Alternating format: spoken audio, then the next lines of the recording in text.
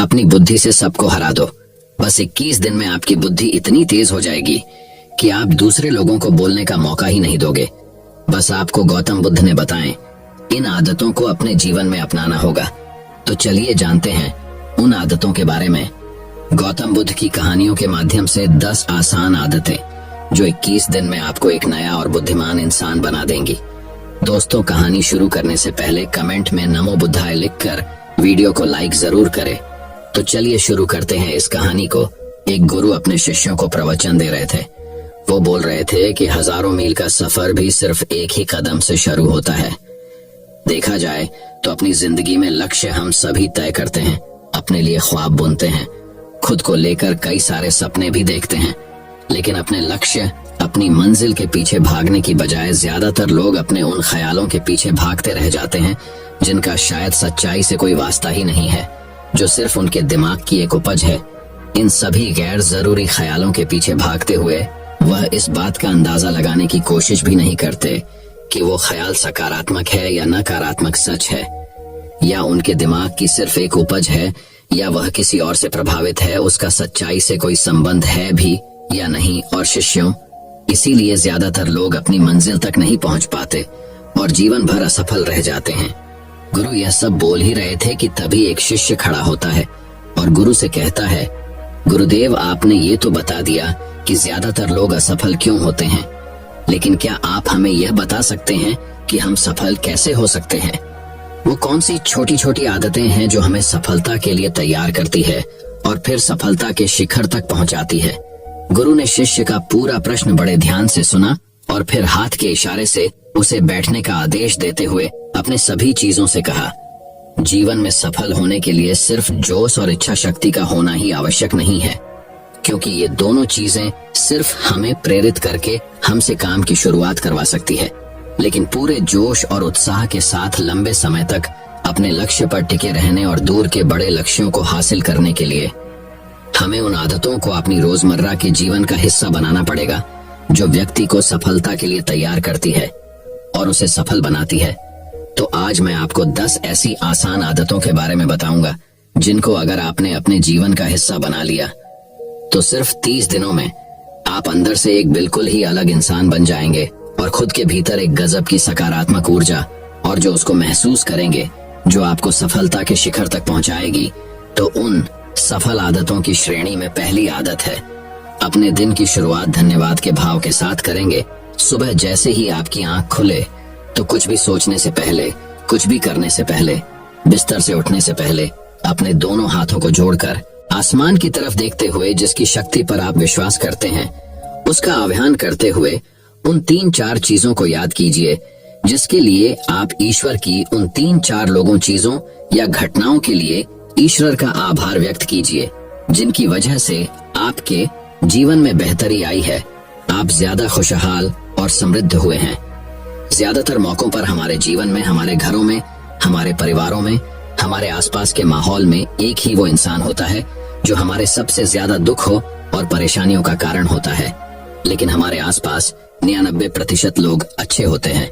हमारे जिंदगी में 99% चीजें बहुत अच्छी है, लेकिन अगर हम बुरे इंसान पर, बुरी घटनाओं पे, बुरी परिस्थितियों पे, बुरे परिणामों पर ध्यान देंगे तो फिर पूरा दिन हमें उस तरह की चीजें और मिलेंगी।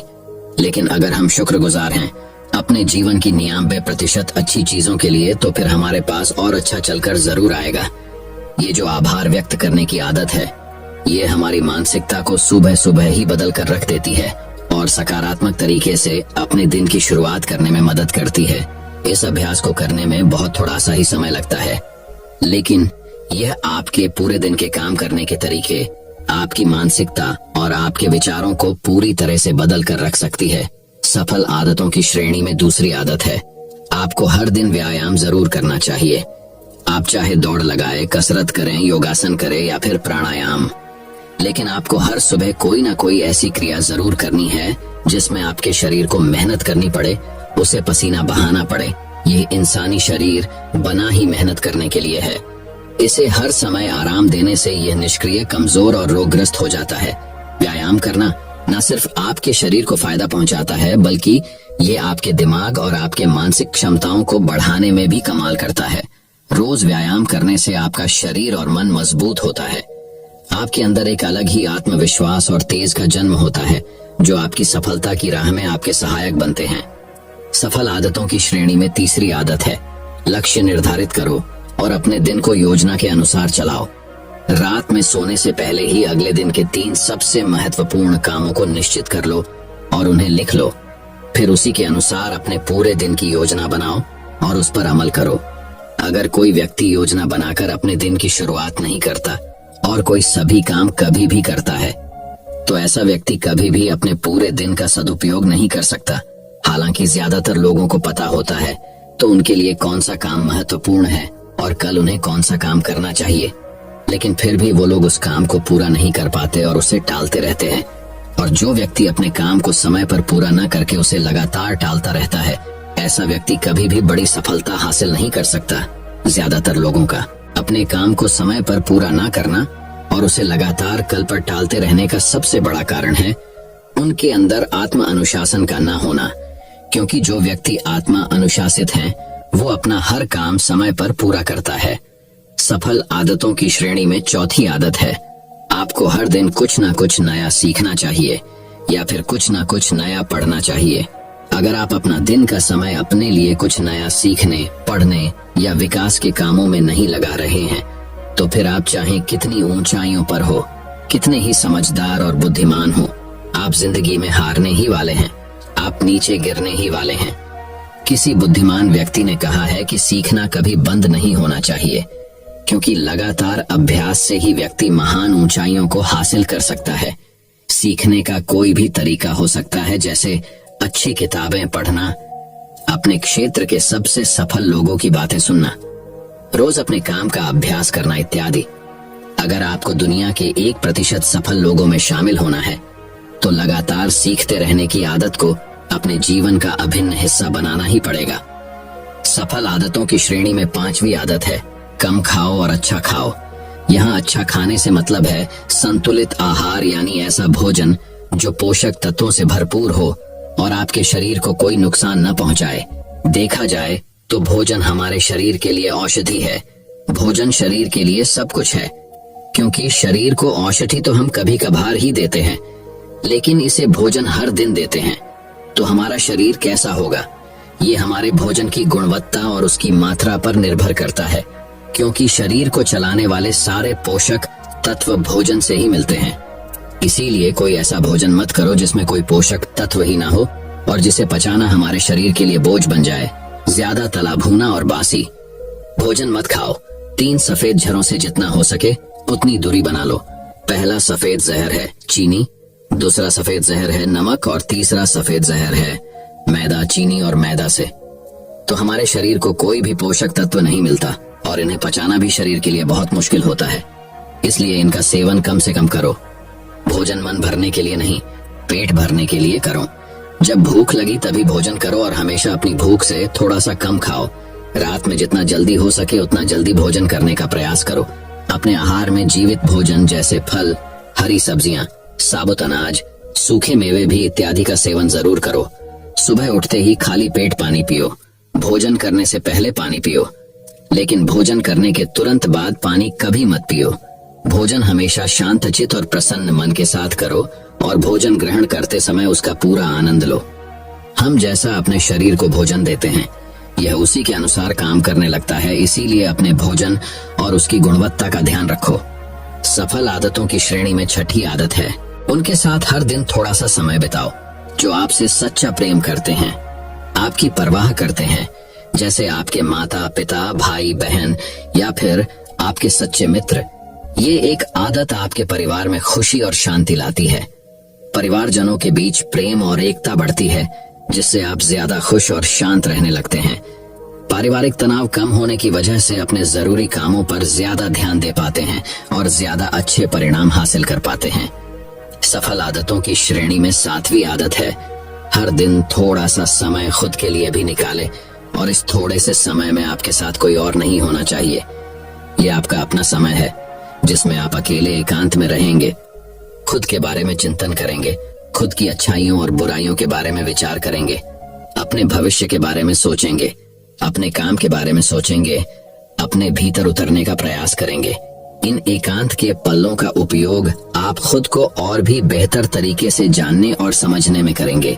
इस समय आप खुद की कमियों के बारे में विचार करेंगे और उन्हें कैसे ठीक कर सकते हैं, इस पर मंथन करेंगे। सफल आदतों की सूची में 8वीं आदत है समय का सही प्रबंधन करना, उसका सही उपयोग करना। जिंदगी दिनों, महीनों और सालों में गिनी जाती है, तो जिसने अपना दिन संभालना सीख लिया उसका महीना संभल जाएगा, और जिसने अपने महीने संभालने सीख लिए उसके साल संभल जाएंगे, और जिसके साल संभल गए उसकी पूरी जिंदगी संभल जाएगी। इसीलिए अपने दिन को सही तरीके से संभालना सीख लो। जो सबसे महत्वपूर्ण काम है उन्हें सबसे पहले खत्म करो। जिंदगी के किसी भी क्षेत्र में देख लो, घंटे तो सबके पास 24 ही होते हैं, लेकिन इन्हीं 24 घंटों में कुछ लोग कमाल कर जाते हैं। अपने एक हैं जीवन में न जाने कितने सारे काम कर जाते हैं, लेकिन दूसरी तरफ ज्यादातर लोग छोटे छोटे कामों में ही उलझे रह जाते हैं और जीवन भर यही कहते रहते हैं कि इस काम के लिए समय नहीं है, उस काम के लिए समय नहीं है। तो आखिर समस्या कहाँ है? समस्या है अपने समय का सही प्रबंधन न कर पाना।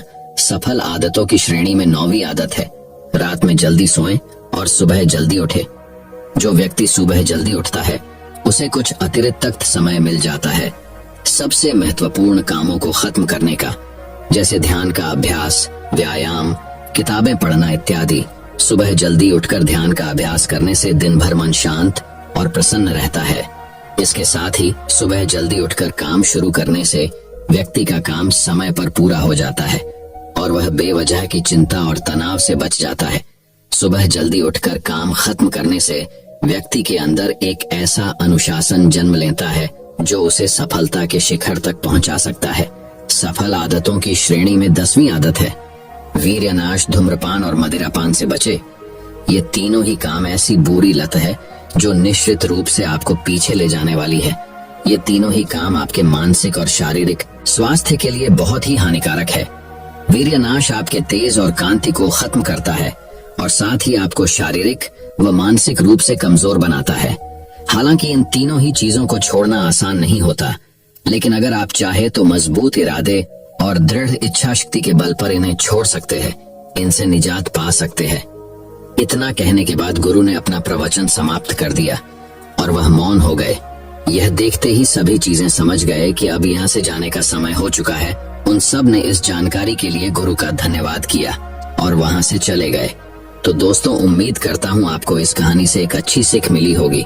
ये कहानी आपको कैसी लगी हमें कमेंट बॉक्स में कमेंट करके जरूर बताएं। अब चलिए दोस्तों, जानते हैं कि अपने बुद्धि को सबसे तेज और धारदार कैसे बनाएं। तो चलिए हमारे दूसरे कहानी की शुरुआत करते हैं। दूसरी कहानी बुद्धिमानी से जुड़ी गौतम बुद्ध की कहानी। एक गांव में एक लड़का था जिसका दिमाग बहुत तेज था। उसकी यह खासियत थी कि वह किसी भी चीज को बहुत ही आसानी और कम समय में सीख लेता था, जबकि उसी चीज को सीखने और समझने के लिए अन्य लोगों को काफी समय लग जाता था। लड़के की यह ख्याति दूर दूर तक फैल गई। सभी लड़के की तारीफ में कहने लगे कि उसके जितना बुद्धिमान कोई नहीं है। लड़का चित्रकारी, मूर्ति बनाना, गीत गाना जैसे अन्य कई चीजों को जानता था। अपनी प्रसिद्धि को बढ़ाने के लिए वह अन्य काम और चीजों को भी सीखने लगा। इस तरह से उसे अपनी बुद्धिमत्ता पर अहंकार हो गया, क्योंकि वह साधारण व्यक्ति होकर कई असाधारण काम भी आसानी से करने लगा था। एक दिन लड़के का सामना भगवान गौतम बुद्ध से हुआ। लड़के को खुद पर खूब अहंकार था और इस कारण उसे किसी से ईर्ष्या नहीं होती थी, क्योंकि वह खुद को ही श्रेष्ठ समझता था। लेकिन पहली बार उसे गौतम बुद्ध को देख ईर्ष्या हुई और वह अपनी तुलना बुद्ध के साथ करने लगता है। वह देखता है कि बुद्ध के पास भिक्षा मांगने के लिए एक कटोरा है और उसके पास अपार धन। बुद्ध ने साधारण वस्त्र धारण किए थे और उसके वस्त्र कीमती थे। बुद्ध नंगे पैर थे और वह नंगे पांव जमीन पर पैर भी नहीं रखता था। इस तरह से लड़का एक नहीं बल्कि कई चीजों से गौतम बुद्ध के साथ अपनी तुलना करने लगा। हर चीज से तुलना करने के बाद वह मन ही मन सोचता है कि आखिर मैं इस भिक्षु के साथ अपनी तुलना क्यों कर रहा हूँ, जबकि इसका और मेरा जीवन बिल्कुल अलग है। वहां मौजूद सभी लोग गौतम बुद्ध का सम्मान कर रहे थे। लड़का सोचने लगा कि आखिर इनमें ऐसा क्या है जो मुझ में नहीं है, जिस कारण मेरे भीतर इनके प्रति ईर्ष्या पैदा हो गई। अपने मन में चल रही जिज्ञासा को शांत करने के लिए वह बुद्ध के पास जाता है। तो आखिर वास्तव में कौन है बुद्धिमान? बुद्ध के पास जाकर वह कहता है, मैं इस गांव का सबसे बुद्धिमान व्यक्ति हूँ और आप अपने आसपास जो भी देख रहे हैं मैं वह सब करना जानता हूँ। मैं किसी भी कार्य को बहुत कम समय में सीख लेता हूँ, इसलिए सभी लोग मेरा सम्मान करते हैं। लेकिन फिर भी आपको देख मेरे भीतर ईर्ष्या पैदा हो गई, इसलिए मैं जानना चाहता हूँ कि आपकी उपलब्धि क्या है। सभी आपको इतना आदर सम्मान क्यों दे रहे हैं? लड़के के सवाल का जवाब देते हुए बुद्ध कहते हैं, मेरी कोई उपलब्धि नहीं है, लेकिन तुम कह सकते हो कि मेरी यही एक उपलब्धि है। बुद्ध लड़के से पूछते हैं, क्या तुम्हें निंदा अच्छी लगती है? लड़का कहता है कि भला किसे निंदा अच्छी लग सकती है? बुद्ध कहते हैं कि जो तुम्हें अच्छा और बुरा लगता है मैं इनसे भी ऊपर हूँ। मुझे ना निंदा सताती है और ना अपनी प्रशंसा से प्रसन्न होता हूँ। यही अंतर है तुम में और मुझ में। बुद्ध कहते हैं, तुमने सैकड़ों काम सीखे लेकिन सबसे जरूरी काम को सीखना भूल गए। लड़का पूछता है, कौन सा काम? अब इस प्रकार बुद्ध ने दिया बुद्धिमान होने का ज्ञान। बुद्ध कहते हैं कि क्या तुम्हें मन को नियंत्रण करना आता है? ये बात सुनकर लड़का समझ जाता है कि उसे बुद्ध से ईर्ष्या क्यों हुई। बुद्ध कहते हैं, जिसने संपूर्ण जगत जीत लिया लेकिन अपने मन को नहीं जीत पाया उसने कुछ भी नहीं जीता। वहीं जिसने अपने मन को जीता लेकिन अपना सब कुछ गंवा दिया फिर भी उसने सब कुछ जीत लिया। बुद्ध की यह बात सुन लड़के का अहंकार टूट गया। उसने बुद्ध से कहा कि क्या आप मुझे अपने मन को जीतना सिखा सकते हैं? बुद्ध कहते हैं, जरूर, लेकिन इसके लिए मैं तुम्हारी सभी उपलब्धियां छीन लूंगा। लड़का कहता है, मैं तैयार हूँ। इसके बाद से ही लड़का ध्यान लगाने लगता है, क्योंकि ध्यान से ही मन को वश में किया जा सकता है। तो दोस्तों, अब चलिए बढ़ते हैं हमारे तीसरी कहानी की तरफ। तीसरी कहानी, दिमाग की धार को कैसे तेज करें। लगभग हम सभी लोग जानते हैं और साइंस भी यह सिद्ध कर चुका है कि हम हमारे दिमाग का मैक्सिमम 10% ही यूज कर पाते हैं और इसमें से ज्यादातर हमारा दिमाग बचपन में ही सब कुछ सीखता है और सबसे ज्यादा एक्टिव रहता है, क्योंकि हम हर रोज कुछ न कुछ नया कर रहे होते हैं। रोज पढ़ते हैं, नए नए खेल खेलते हैं और हमेशा एक्टिव रहते हैं। किंतु जैसे जैसे हम बड़े होते हैं हमारे रोज के कामों में इतने व्यस्त हो जाते हैं कि कुछ नया करने और सीखने का मौका ही नहीं मिलता। लेकिन यदि हम अपने दिमाग को धार देते रहे तो हम दुनिया में जल्दी आगे बढ़ सकते हैं। ये सीखा मैंने इस कहानी से।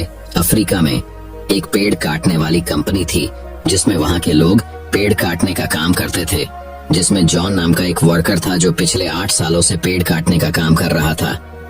उसी कंपनी में एक बिल नाम का नया वर्कर लगता है और एक ही साल में उसकी सैलरी बढ़ जाती है और प्रमोशन भी मिल जाता है। ये बात जॉन को पता लगती है तो वह कंपनी के मैनेजर के पास जाता है और कहता है, सर, इस कंपनी में मेरे साथ अन्याय हो रहा है। मैनेजर बोलता है, नहीं जॉन, इस कंपनी को मैं मैनेज करता हूँ, ऐसा तो कुछ नहीं है। अगर तुम्हें कोई प्रॉब्लम है तो मुझे बताओ। जॉन बोलता है, सर, मैं पिछले 8 साल से काम कर रहा हूँ लेकिन मेरा प्रमोशन नहीं हुआ और सैलरी भी वही है, लेकिन बिल जो कि 1 साल पुराना ही है उसकी सैलरी बढ़ गई और प्रमोशन भी हो गया, जबकि प्रमोशन तो मेरा होना चाहिए था। इसके बाद मैनेजर बोलता है, देखो तुम बहुत ईमानदार और मेहनती हो, मैं यह बात मानता हूँ, लेकिन कंपनी के नियम के अनुसार जो ज्यादा पेड़ काटता है उसे ज्यादा सैलरी मिलती है और प्रमोशन भी जल्दी होता है। तुम पहले भी रोज 4 पेड़ काटते थे और अब भी 4 पेड़ ही काटते हो, लेकिन वह रोज 8 पेड़ काटता है, इसलिए उसे जल्दी प्रमोशन मिला। तुम भी रोज 8 पेड़ काटो, तुम्हें भी प्रमोशन मिल जाएगा। यह बात सुनकर जॉन लौट जाता है और रोज से ज्यादा मेहनत करता है और ज्यादा देर तक काम करता है। कुछ दिनों के बाद जॉन फिर मैनेजर के पास आता है और बोलता है, सर, मैं अब ज्यादा मेहनत कर रहा हूँ और ज्यादा समय तक काम करता हूँ, लेकिन फिर भी मैं रोज सिर्फ 5 पेड़ ही कर पाता हूँ। बिल रोज 8 पेड़ कैसे काटता है? मैनेजर ने कहा, यह बात तो तुम्हें बिल ही बता पाएगा, तुम बिल से जाकर पूछ लो। अगले दिन जॉन बिना संकोच किए बिल के पास जाता है और पूछता है कि बिल, तुम रोज 8 पेड़ कैसे काट लेते हो? मैं पूरी मेहनत करके भी सिर्फ 4 से 5 पेड़ ही काट पाता हूँ। क्या तुम मुझे बता सकते हो कि तुम पेड़ कैसे काटते हो? बिल कहता है, पहले तुम बताओ जॉन की तुम अपनी कुल्हाड़ी को धार कब लगाए थे? जॉन, मैंने पिछले हफ्ते ही धार लगाई थी। बिल कहता है, मैं हर पेड़ काटने के बाद 2 मिनट का समय निकालता हूँ और अपनी कुल्हाड़ी को धार देता हूँ, और जो पेड़ तुम 2 घंटे में काटते हो वह मैं 1 घंटे में ही काट देता हूँ। धार देने वाले 2 मिनट मेरे आने वाले 58 मिनट बचा देते हैं और मैं रोज 8 पेड़ काट लेता हूँ। यह सुनकर जॉन बिल को धन्यवाद देते हुए चला जाता है। सिर्फ ज्यादा समय और ज्यादा मेहनत से कुछ नहीं होने वाला, इसके साथ साथ उसे अपनी कुल्हाड़ी को धार देते रहना पड़ेगा। जब भी वह धार देना बंद कर देगा, उस समय से उसके कार्य पर प्रभाव पड़ना शुरू हो जाएगा। जॉन अपनी कुल्हाड़ी में धार देकर काम शुरू करता है और कुछ ही दिनों में वह भी प्रमोशन ले लेता है। इस कहानी से हमें ये सीख मिलती है कि दोस्तों, हमें हमेशा ही अपनी लाइफ में कुछ न कुछ सीखते रहना चाहिए और अपने दिमाग को धार देना चाहिए, चाहे हमारी उम्र कुछ भी क्यों ना हो। मैंने कुछ दिनों पहले सत्य नाडेला, जो कि माइक्रोसॉफ्ट के सीईओ बने हैं, उनके बारे में पढ़ा था कि वह आज भी नए नए कोर्स ज्वाइन करते रहते हैं और नई नई किताबें पढ़ते हैं। उन्हें आज भी नया सीखने में कोई संकोच नहीं है और शायद इसीलिए वह इतनी बड़ी पोजीशन पर है। सक्सेस वही होते हैं जो समय के साथ बदलते हैं और प्रगतिशील रहते हैं। जिस तरह तालाब का पानी एक जगह स्थित होकर कुछ ही दिनों में सड़कर बदबू देना शुरू कर देता है, लेकिन नदी जो हमेशा बहती रहती है, प्रगतिशील होती है, उसका पानी साफ होता है। उसी तरह से जो लोग नई नई चीजें पढ़कर और सीख कर अपने दिमाग को धार देते हैं, वही दुनिया में आगे बढ़ते हैं। तो दोस्तों, चलिए बढ़ते हैं हमारे चौथी कहानी की तरफ। चौथी कहानी, दोस्तों, बहुत समय पहले की बात है का चंदनपुर नाम का एक राज्य हुआ करता था। चंदनपुर का राजा बड़ा ही दानी और प्रतापी था। उसके राज्य में सब खुशहाल थे, पर राजा एक बात को लेकर बहुत चिंतित रहा करता था कि धर्म व दर्शन पर लोगों के विचारों में सहमति क्यों नहीं बनती। एक बार राजा विभिन्न धर्मों के उपदेशकों को आमंत्रित किया और एक विशाल कक्ष में सभी को एक साथ रहने का प्रबंध करते हुए कहा, अब अगले कुछ दिनों तक सब एक साथ रहेंगे और आपस में विभिन्न धर्मों और दर्शनों पर विचार विमर्श करेंगे, और जब सभी के विचार एक मत हो जाएंगे तो मैं आपको ढेरों उपहार देकर यहाँ से विदा करूंगा। और ऐसा कहते हुए राजा वहां से चला गया। कक्ष में घोर विचार विमर्श हुआ। सभी अपनी अपनी बात समझाने में लगे रहे, पर कुछ दिन बीत जाने पर भी वे एक मत नहीं हो पाए। पड़ोसी राज्य में रहने वाले एक महात्मा जी को जब ये बात पता चली तो वह तुरंत राजा से मिलने पहुंचा। उसने कहा, हाय राजन, मैंने सुना है कि तू बड़ा दानी है, क्या तू मुझे भी दान देगा? महात्मा जी बोले, अवश्य, बताइए आपको क्या चाहिए? राजा बोला, महात्मा जी, मुझे तेरे अनाज के गोदाम से कुछ अनाज चाहिए। राजा, जी बिल्कुल, आप मेरे साथ आइए। राजा उन्हें गोदाम तक ले गया। वहां पहुंचते ही महात्मा जी बोले, अरे ये क्या राजन, तुम्हारे गोदाम में तो तरह तरह के अनाज रखे हैं, तुम इन सब की जगह कोई एक ही अनाज ही क्यों नहीं रखते? राजा को यह सुन थोड़ा अचरज हुआ और वह बोला, यह कैसे संभव है? अगर मैं गेहूं, चावल, दाल इत्यादि की जगह बस एक अनाज ही रखूंगा तो हम अलग अलग स्वाद और पोषण के भोजन कैसे कर पाएंगे? और जब प्रकृति ने हमें इतने ढेर सारे अन्न दिए हैं तो बस किसी एक अन्न का ही प्रयोग करना कहाँ की बुद्धिमानी है? महात्मा बोले, बिल्कुल सही राजन, जब तुम विभिन्न अनाजों की उपयोगिता एक से नहीं बदल सकते तो भला विभिन्न धर्मों के विचारों और दर्शनों को एक कैसे कर सकते हो? सबकी अलग अलग उपयोगिता है और वे समय समय पर मनुष्य का मार्गदर्शन करते हैं। महात्मा जी ने अपनी बात पूरी करते ही राजा को अपनी गलती का एहसास हो गया और उसने कक्ष में बंद सभी उपदेशकों से क्षमा मांगते हुए उन्हें विदा कर दिया। दोस्तों, यदि पूरी मानव जाति बिल्कुल एक जैसा ही सोचती तो हम कभी इतनी प्रगति नहीं कर पाते। हमारे विचार ही हमें दूसरों से अलग बनाते हैं। अगर कभी आपका विचार औरों से मेल ना खाए तो इसमें घबराने की जरूरत नहीं, बल्कि यह देखने की जरूरत है कि पूरी पिक्चर में आपका विचार कहाँ फिट हो सकता है। और दूसरी तरफ यदि किसी और का विचार आपसे मेल ना खाए तो उस पर नाराज होने की बजाय ये समझने का प्रयास करना चाहिए कि उसकी सोच का कहां और कैसे यूज किया जा सकता है। तो अब दोस्तों, चलिए बढ़ते हैं हमारे 5वें कहानी की तरफ। 5वीं कहानी, एक बार की बात है, एक व्यापारी व्यापार करने के लिए विदेश गया हुआ था। वहां उसका कारोबार बहुत अच्छा चल रहा था। वह धन कमाने में इतना व्यस्त हो गया था कि उसे समय का भान ही न रहा। आखिर उसने एक दिन अपने घर लौटने का फैसला कर ही डाला और कमाया हुआ बहुत सारा धन लेकर घर के लिए चल पड़ा। जब घर पहुंचा तो रात हो चुकी थी। घर का मुख्य द्वार बंद था, लेकिन एक शयनकक्ष की खिड़की से रोशनी बाहर आ रही थी। उसने खिड़की में से अंदर झांक कर देखा। उसने जो देखा सहसा उसे विश्वास ही नहीं हुआ। उसे अपने पैरों के नीचे से जमीन खिसकती हुई प्रतीत होने लगी। उसने देखा कि शयन कक्ष में उसकी पत्नी के पास एक युवक भी लेटा हुआ है। ऐसी स्थिति में उसका अपनी पत्नी के चरित्र पर संदेह होना अस्वाभाविक नहीं था। व्यापारी ने विचार किया कि ऐसे घर में रहने का क्या औचित्य हो सकता है जहां ऐसी स्त्री हो। उसने फौरन निर्णय लिया कि पत्नी और उसके पास लेटे युवक को मारकर चुपचाप वापस निकल जाऊंगा और अलग घर बसाने का प्रयास करूंगा। तभी उसकी नजर शयन कक्ष की दीवार पड़ी जहां एक श्लोक लिखा था। उसने उस श्लोक को पढ़ा। श्लोक में लिखा था, सहसा विदधीत न क्रियाम विवेक परमापदाम पदम वृणुते ही विमृश्य कारणम गुण लुब्ध स्वयमेव संपद। अर्थात किसी कार्य को बिना विचारे एकाएक नहीं करना चाहिए, क्योंकि सोच विचार न करना बड़ी विपत्तियों का कारण है। जितनी भी प्रकार की संपत्तियां हैं, सोच समझकर कार्य करने वाले व्यक्तियों के गुणों से आकर्षित होकर स्वयं ही उसके पास आ जाती हैं, उसे समृद्ध कर देती हैं। ये पढ़ते ही व्यापारी ने अपना निर्णय बदल दिया और घर का दरवाजा खटखटाया। पत्नी ने दरवाजा खोलने से पहले काफी पूछताछ की और जब वह पूरी तरह से आश्वस्त हो गई कि दरवाजा खटखटाने वाला उसका पति ही है, तो उसने शीघ्रता से दरवाजा खोल दिया। पति को देखकर पत्नी की प्रसन्नता की सीमा न रही। उसने फौरन युवक को भी जगाया और पति से कहा कि ये आपका पुत्र है, जो अब पूरे 20 वर्ष का हो गया है। 18 वर्ष पहले जब आप विदेश गए थे तो ये 2 साल का था। भावातिरेक में पिता की आंखों से आंसू बहने लगे। उसने पुत्र को हृदय से लगाकर प्यार किया। अब व्यापारी का संदेह खत्म हो चुका। दोस्तों में एक श्लोक के सार्थक संदेश ने न केवल उसे पुत्र हत्या होने के पाप से बचा लिया, अपितु उसकी गृहस्थी भी उजड़ने से बच गई। विमर्शकारिता अर्थात सोच समझकर कार्य करना व क्षिप्रकारिता अर्थात जल्दबाजी न करना महान गुण है। जीवन में भ्रांतियां अथवा समस्याएं उत्पन्न होना स्वाभाविक है। जब अचानक कोई भ्रांति उत्पन्न हो जाए अथवा समस्या आ खड़ी होती है तो हम घबरा जाते हैं और फौरन प्रतिक्रिया करते हैं। इससे कई बार समस्या सुधरने की बजाय और बिगड़ जाती है। अतः हमें कभी भी बिना पर्याप्त विमर्श किए कोई कार्य नहीं करना चाहिए। कहा गया है कि जल्दी का काम शैतान का होता है। जिस प्रकार से रोग का उपचार करने के लिए उसका सही निदान अनिवार्य है, उसी तरह से कोई समस्या हो अथवा भ्रांति को दूर करने के लिए भी पर्याप्त विचार विमर्श करना अत्यंत आवश्यक है। दोस्तों, मैं उम्मीद करता हूँ कि यह कहानी सुनने से आपके जीवन में अच्छे बदलाव आए होंगे। आपको इस वीडियो से क्या सीखने मिला, ये कमेंट करके जरूर बताएं और अपने परिवार, दोस्तों या आपके करीबी इंसान के साथ ये कहानी शेयर करके उन्हें भी इस ज्ञान से परिचित करवाएं।